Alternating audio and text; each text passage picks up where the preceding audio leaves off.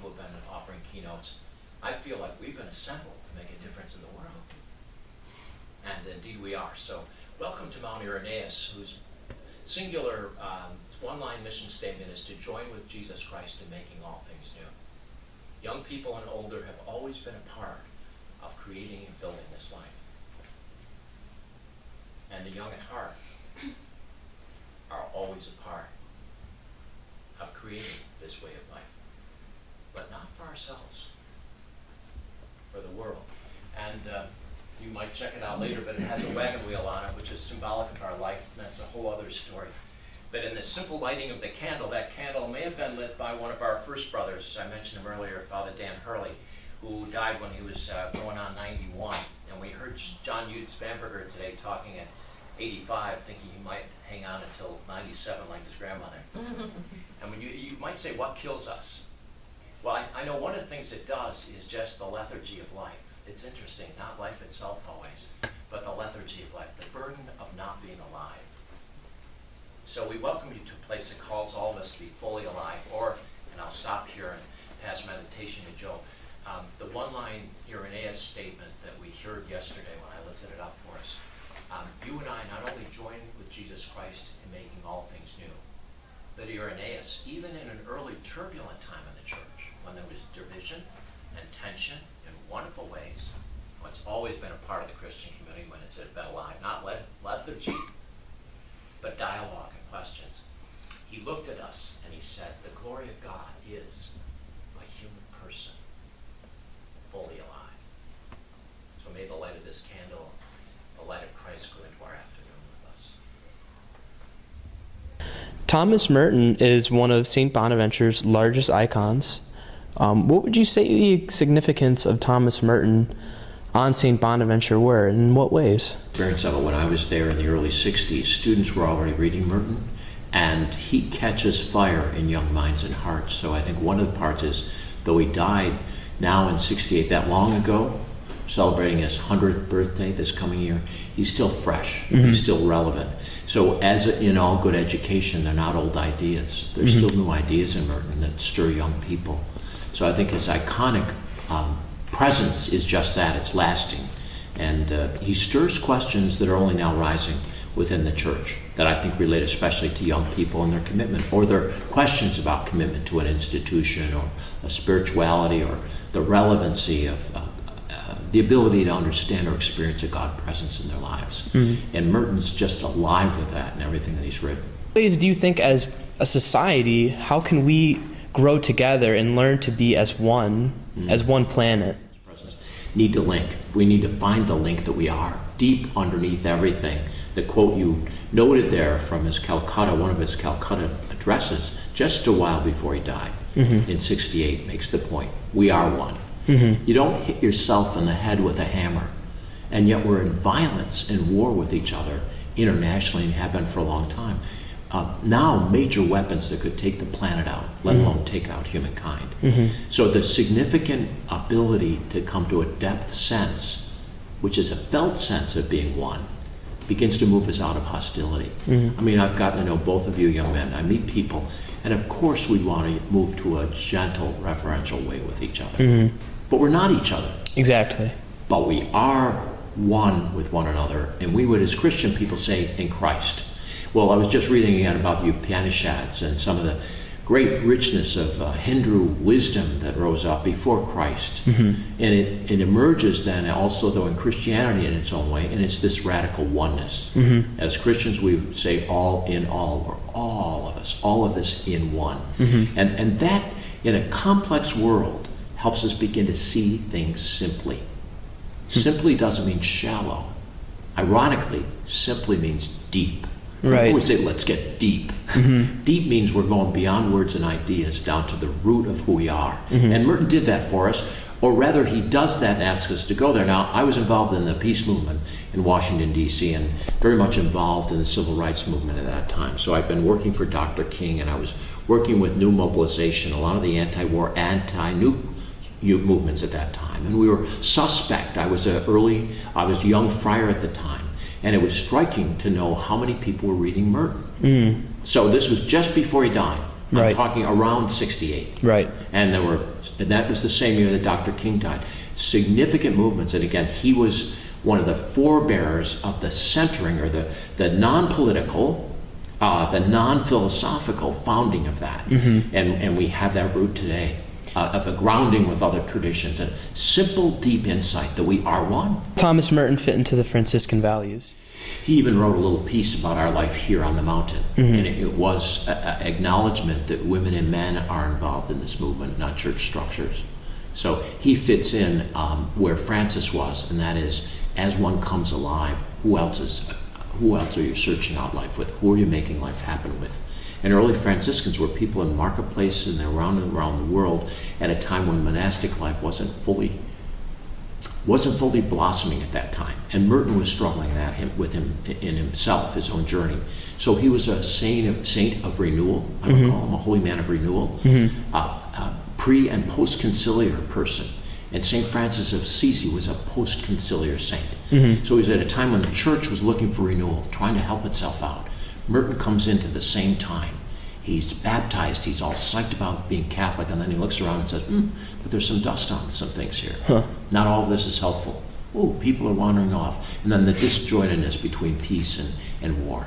So he arises and shows exactly where Francis was too. Francis said, we can't be this way. So Francis is this great saint of peace.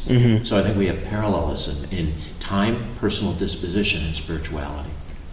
Do you think makes St. Bonaventure University so special that it does that to people? It has that warmth that really gets people to grow.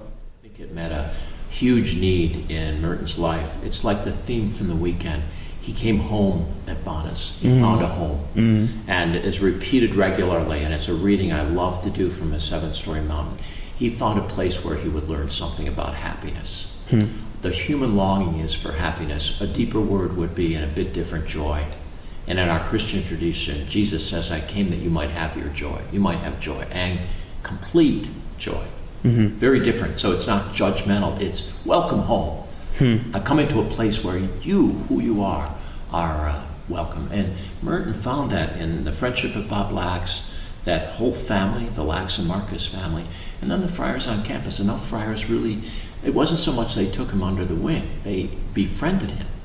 Philotheus did, challenged his intellect and his spirit. So there was an integrated approach. And I think Bonas is really best at that. You know, we're great at sports, especially intramural. We know we love partying. I don't know if you noticed that. We've always had, for a small school, a coterie of particularly fine professors who not only knew stuff, but wanted to know their students and engage them.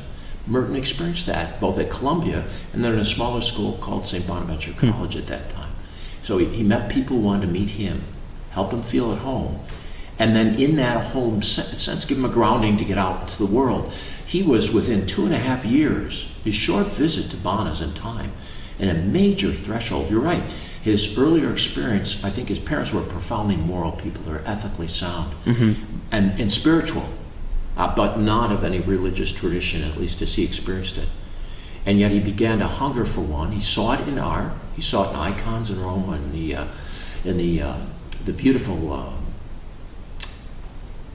I forgot what you call those beautiful things put together. Ceramics, the saints and the large domes of the church. Anyway, there's a deep, immediate encounter with his spirit, and he found that at Bonaventure. Not so much in our statuary, but in the persons. And he saw holiness in a real way. And then he was unfolding through Gilson, and then others moving into the philosophy and theology of Scotus. So what we hold as primary, he was finding in philosophy, and that is the person.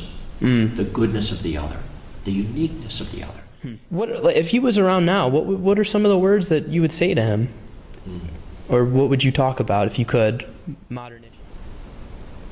It really moves me. I think I'd say, thanks for living a life when you felt intellectual and institutional resistance to you, Tom, because he was up against people who tried to put him in the can and hold him back. And he endured a lot of that, which was very hard for him. He complains about it. A dear friend of his became a dear friend of mine, Naomi Burton Stone, and she brought me into some of his personal life and the time when he wasn't just being edited, he was being censored. censored by his order. And if you look at the censorship that was going on, it was primarily really political under the name of theological or spiritual. It was fear, institutional fear, that he was saying things that were disturbing to other people. But the gospel is disturbing. It changes your life. So I want to thank him for staying with it. You know, for remaining faithful to a deeper call than an institution would give you and me. Because our calls aren't finally to our institutions, to the God of life. And our life with each other within a necessarily established order. But every once in a while, the order de-establishes or divides or is broken down. And then where do you go? Well, he went to it. A discipline of spirituality and faith. He didn't break away from his tradition. He remained a Roman Catholic. But what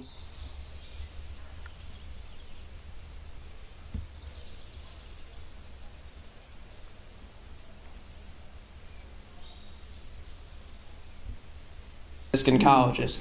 Have there been any icons or any figures here who have really exemplified that? The students and alums, I think, would relate to names like Tom Plasman, Father Matt Doyle. But if you want to go beyond the people who have been to St. Bonaventure, two names stand out. One is Thomas Merton, and the other is Michael Judge, who was victim number 1 in the World Trade Center on 9/11. And I think those two men, although most people don't realize Michael Judge's connection, those two men are probably the two who have had the greatest impact in the world. The name Thomas Merton thrown out everywhere. We have a center named after him. Right. But what about the man himself? The interesting thing is that the man himself spent less than 2 years on St. Bonaventure's campus, and yet he has this incredible legacy. And I would say that probably during his time here, a relatively few people recognized the genius that he was, or the special qualities. After all, he was teaching for the first time. He had just graduated from Columbia. He had come here in a sort of uncertain situation. It wasn't as though he applied for a long-term professorship. He needed a job, and there was one open here, and so he applied and he came. So I don't know that people understood, with the exception of a couple of friars, that this was a man who would go on to great things. The great things that he went on to do, obviously he was a writer of a gigantic influence, and so he hit the bestseller list immediately with his autobiography, The Seven-Story Mountain, and then went on to write almost 70 other books. That's quite a lot of writing, and you will find those books again as bestsellers for years and years and years, right up until now. And so he was a writer, he was a poet, he was a contemplative monk, and when you put together his writing genius with that particular vocation, he was kind of a shocker to the world. I mean, what was this monk doing, being able to write about things like racial justice or the war or beauty or photography or jazz? He was a Renaissance man, and he had endless interests. Now, because St. Bonaventure University is so deeply rooted in Franciscan values, and since we use Thomas Merton as an exemplar of St. Bonaventure University, how does he fit into the Franciscan values? Because that question obviously has to come up at some point. The work that we're doing by holding a conference for his centenary is to make that point precisely. That many of the things that are attractive about the way Merton thought about God, the world, politics, the economy, are rooted in the fact that he learned his theology here studying under Philotheus Boehner, who was a brilliant Franciscan academician. And Boehner had him reading the early Franciscan masters, so that as Merton began to think in theological terms later on, and philosophical terms, he was rooted in this very positive vision of the world that comes out of St. Bonaventure and John Duns Scotus. Now, this university actually has a very similar effect with other people beyond just Merton, with the formation of their spiritual and theological selves, I suppose. Would you like to go into that into any more detail? Usually when I meet with our trustees. Many of our trustees have gone on after graduation to really distinguished careers. Some of them are very successful financially and personally. But when you sit and talk to them, you realize that they're living out a Franciscan stance, even if sometimes they don't use those words. Not only did Merton kind of develop his spirituality and his theology here, but he almost didn't, he was unsure before he came here of That's right. his stance. Yes. Do you feel that there's any special thing about the environment that holds even today that encourages that spiritual growth? I think it does. First of all, we see a lot of reflection in what Merton writes about St. Bonaventure of the physical landscape. He talks about the hills. He talks about walking in the trees. He talks about walking by the river. And I think even people who love living in a city, once they've come and they've lived on this campus, they realize something happens to your spirit when you're surrounded by this kind of natural beauty. So I think the campus environment is part of that. Secondly, we moan and groan about the fact that we're in a small town. But the fact of the matter is, you're thrown back on your own resources to find enjoyment, to make friends. You don't have a billion distractions that you can run off to. And I think the very smallness of our physical community makes us realize, well, maybe rushing off to a mall or having 90 movies to choose from isn't the only way to have a good time. And you have to take some kind of inner stance about finding a way to find pleasure in life. And I think he was experiencing all of that by being in this community. Merton proclaimed a lot about the true self. Yeah. And finding that who you are in God. Now, do you feel that students still carry this theme out today when they're here? I do, Sean. And it happens in many ways. When you talk to students who've gone up to Mount Irenaeus when they were having a really bad time, and how just being there, meeting other students, the friars, help them not do something stupid or, get through a time of depression or heartache. I think that's a really good example. I think another really good example is how our students care for each other. I think we have every student, and some students more severely so, go through periods of anguish and doubt and depression and a sense of loss of meaning, loss of friends, loss of family members through death. And I watch students be buddies to other students in a way that's quite deep and quite amazing. It's something one expects in 40 and 50-year-olds, and I see our students stepping up to that. So I do think somehow this place attracts that kind of person, and then our community gets stronger with each new generation. For the faculty and the students and classmates and families to become connected to the school. You wouldn't describe that. Because I think the dominant culture in which all of us live wants us to be a little bit more independent, a little bit isolated. Don't get too attached. I told myself my first year, don't get attached. You don't know if you'll last. They might not offer you a second-year contract. So I came very much with the idea of I'm going to be very careful. I'm not going to try to make deep friendships. I was a goner within a year. And the disconnection of the world. There is a growing disconnect between that spirituality and the self-awareness and our everyday modern lives. Now, bringing it back to Merton, because he knew he was coming back, what are the ways that he could teach us to bring ourselves upon a path of that self-discovery again? There's a little poem by Merton that you don't hear quoted very often, and I remember reading it as a high school student a very long time ago. And it's, you can tell a saint by the way he walks, the way he stands, the way he picks things up and holds them in his hands. And I've often thought what that little poem is really expressing for Merton is sanctity is not some enormous, this person is working miracles or having visions or, walking on water. There is deep in us a place that is given to us by God just when we're created that's holy, whether we understand it or not. But that our lifetime project is to sort of uncover that face within us. And so I think that Merton helps us to realize that while, yes, going off to be a monk or a sister is seen by people as some sort of an exalted path, at the end of the day, each of us is really called to that, and it's in everyday experience. It's not outside of our normal lives that we're called to that.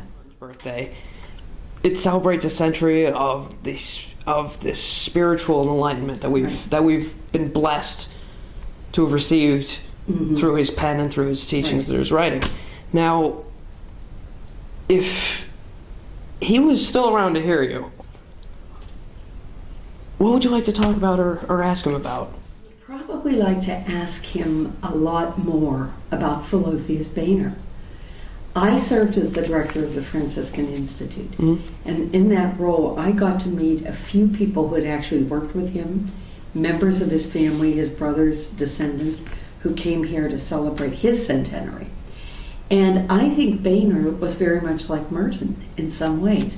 He was an extremely brilliant man who had a wonderful human warmth for people. He was interested in everything from Mickey Mouse movies to he went out with our biology department on field trips and collected specimens.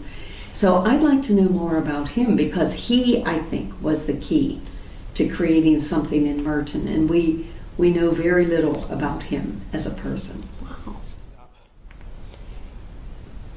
In what way can we take Merton's belief that we were all good and we all have that true goodness and love inside of us, and sharing this gift of life and love, how can we personally each embody that belief and live it in our daily lives? I think it's, I'll use the image of the cross. The cross is such a powerful image, not just because it represents the primary act of Christianity, the death of Christ, but because it shows two opposing forces joined in the center. And I think those two apparently opposing forces are the journey in, so uncovering my true self through prayer, through a discipline in my life, that I'm not frittering away my life, and an outward direction that says, how do I increase that goodness in the world? So where is goodness absent? So today it's absent, it's absent in healthcare for the poor, it's absent in immigrants who are being mistreated, it's absent in Syria and Iraq.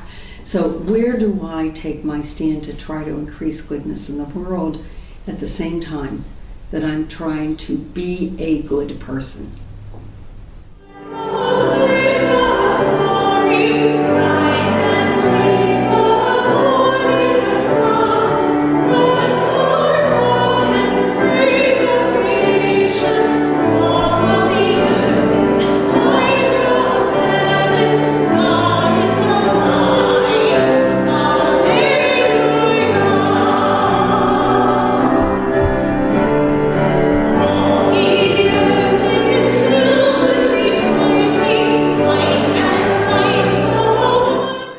What did he do to make himself such a revered figure?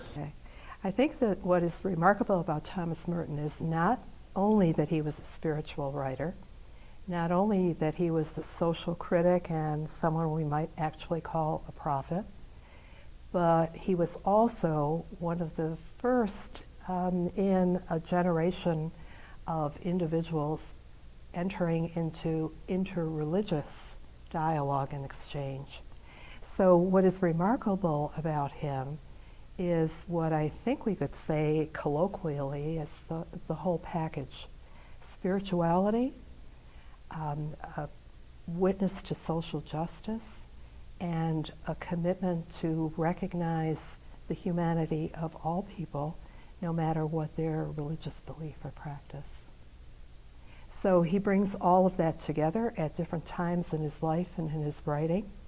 And I think he speaks in such a way that people can understand him and resonate not only with his story of search, but also with his wisdom. Clearly, based on what you just said, Thomas Merton was a man of many, many, many values. Based on what you've seen, what values do you think have rubbed off onto our university from the teachings of Merton? Well, let's turn it around a little. And let's say what values of the university rubbed off on Merton. because as I was coming to this place and hearing people speak on behalf of the university and welcoming experiencing the welcome of the hospitality of students and staff and your president, I was thinking about that Franciscan spirit that moved Merton very, very deeply. Dan Horan is going to be talking about Merton's Franciscan spirituality, but I think he resonated with the witness to poverty, with the witness to Francis and the love of nature.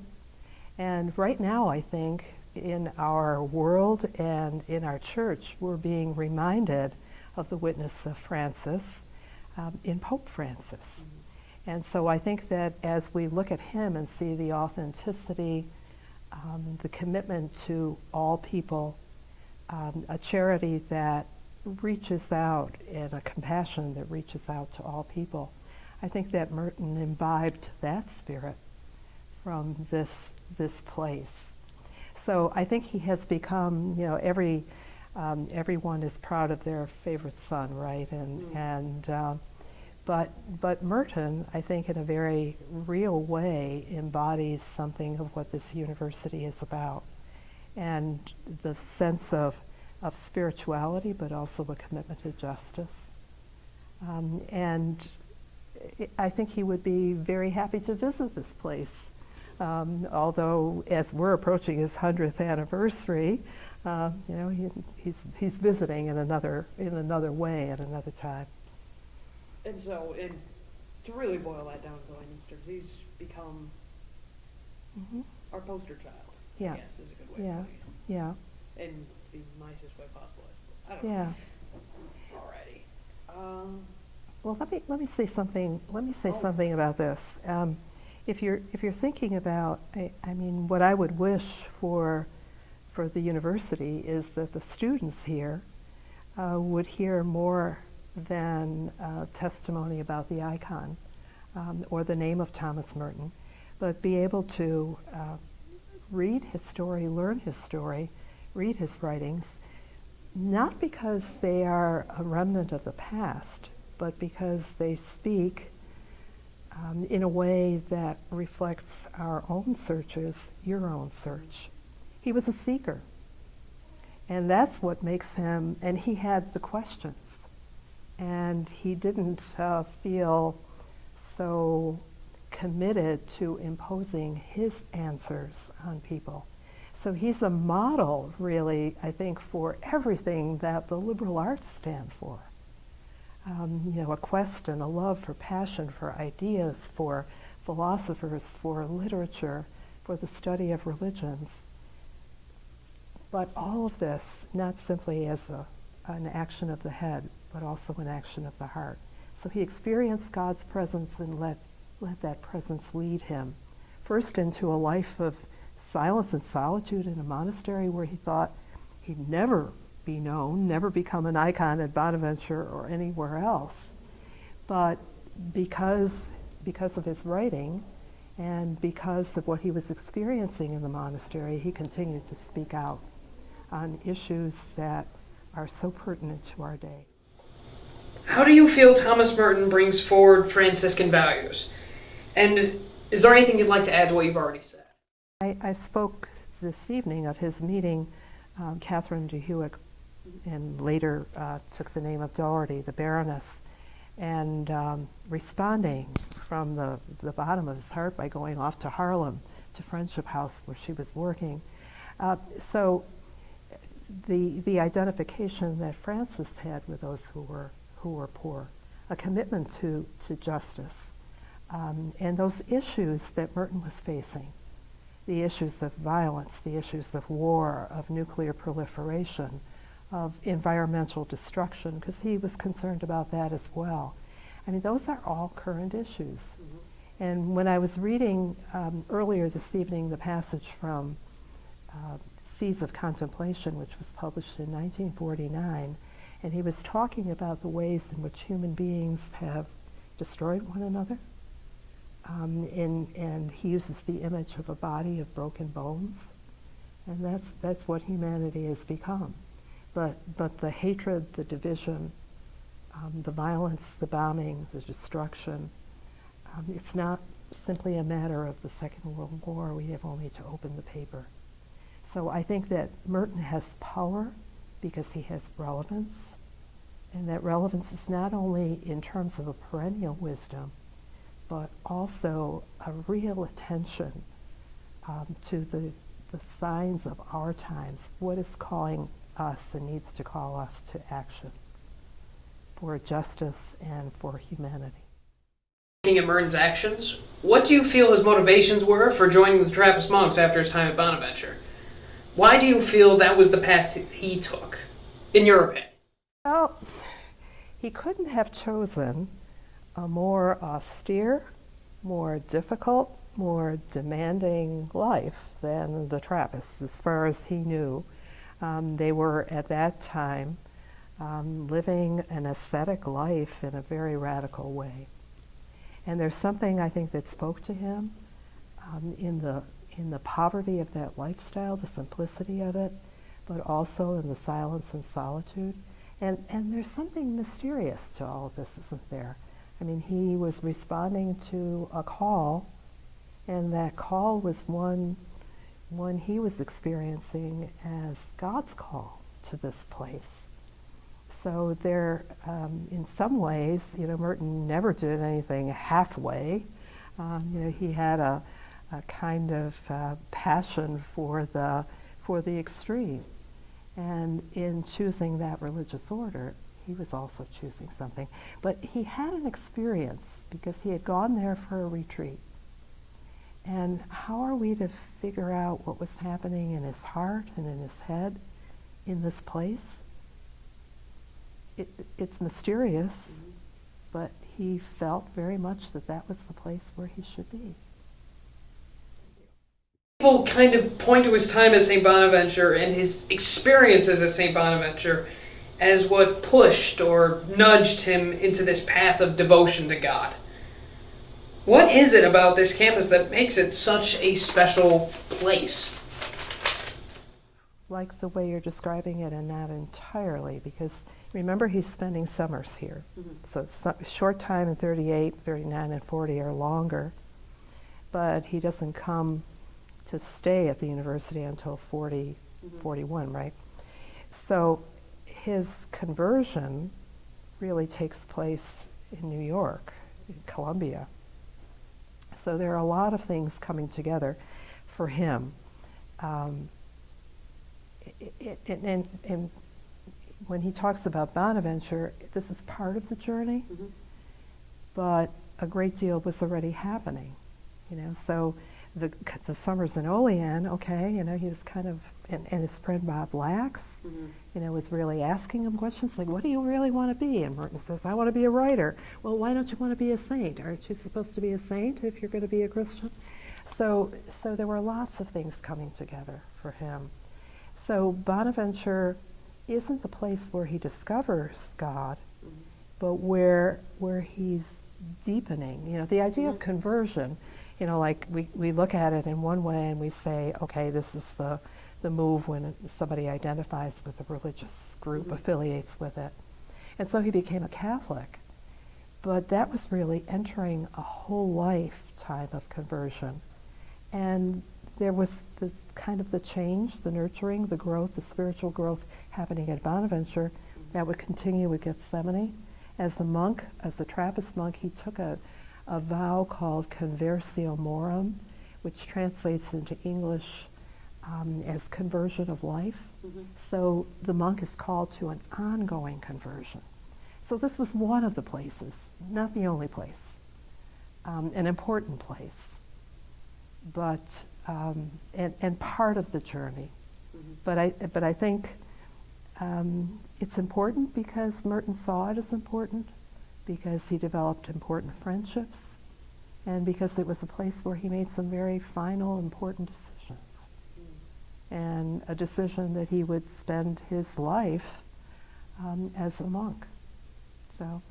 The question goes a little bit beyond Merton, in that many people have said that St. Bonaventure University was imperative to their spiritual growth and changed their outlook on religion and their interest in Catholicism and the Franciscan heritage.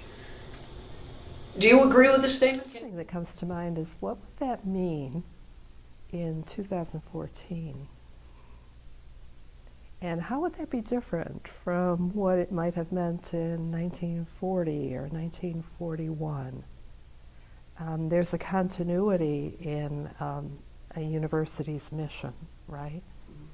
And yet, there's a lot that's changed in our world. There's a lot that's changed within the Catholic Church. There's a lot that's changed within the university. So, I think what Merton does for us is not allow us to freeze frame a moment in history, but really offer us the kind of model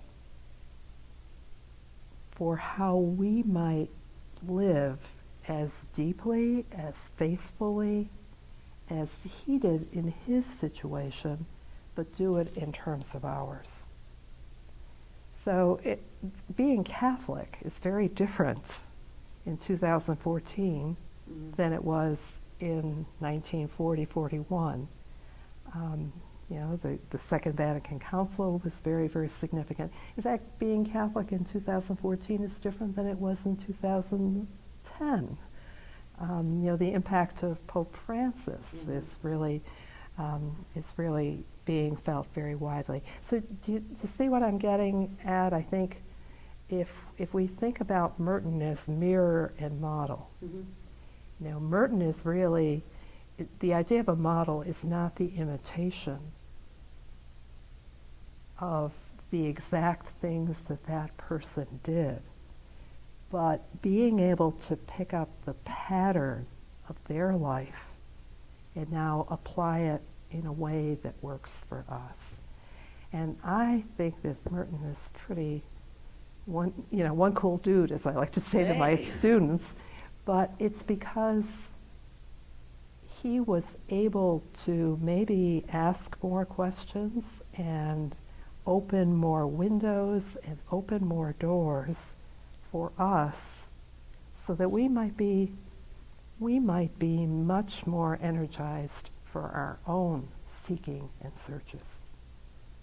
So the model is the one, it doesn't tell us what to do, but maybe maps out something of the terrain that we're trying to move through.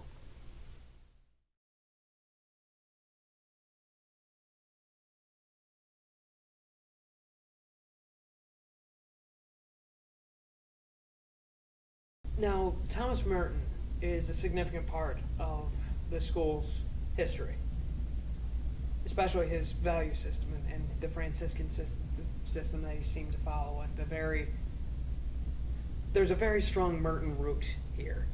Do you feel the influence of that? I do, and if I might comment for a moment on a personal note, my recent decision to join the Catholic Church occurred in the same area that Merton's realization that he wanted to be a Trappist monk occurred. So I feel that a very personal connection to Merton.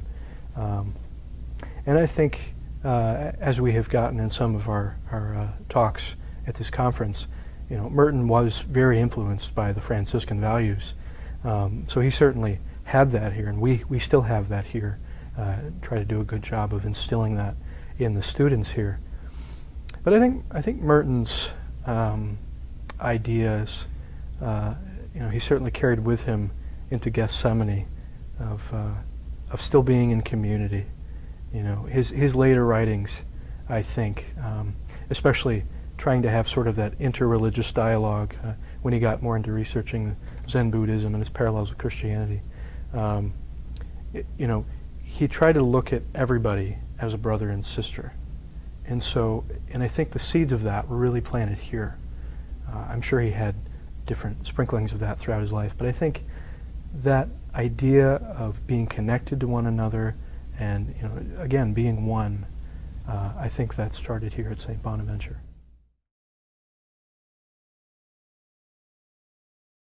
Now, what do you feel his influences are, or were, and I suppose still are today? Well, he is, you're absolutely right. He is a very important figure here for the university. We're very proud of the fact that Merton was here, even if he was only here for a very brief period of time. But this was transformative for him, you know. This is where he finally came to the decision to join the Trappist monastery at Gethsemane, and I think that is kind of maybe a good way of putting it, in that his story kind of continues to inspire people, and his story continues to enrich the faith lives of people like me here at Bonaventure. You know, reading his story and reading about how he lived in Devereux Hall and how he walked on these grounds, you know. I mean, he didn't have Swan Business Building to go around when he was headed out to the grotto, but you know, he walked on the same ground that we do today. So I think if I had to kind of sum up his influence here, even today, yeah, I think it's just about continuing to find new ways of expressing and experiencing and fulfilling your faith life. Yeah. What I'm about to say. Sunshine, she's here. You can take a break. I'm a hot air balloon that could go to space. With the air, like I don't care, baby, by the way.